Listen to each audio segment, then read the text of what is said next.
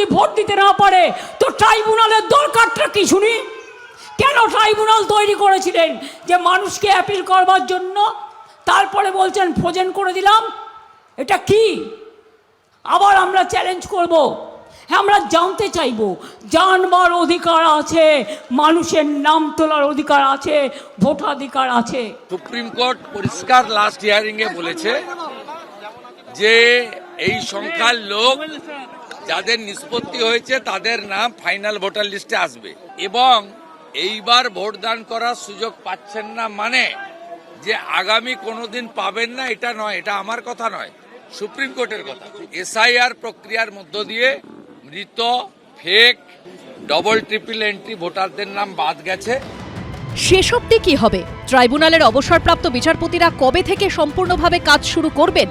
যাদের নাম বাদ গেছে তাদের মধ্যে কজন ট্রাইব্যুনালে আবেদন করবেন? এগুলোও বড় প্রশ্ন।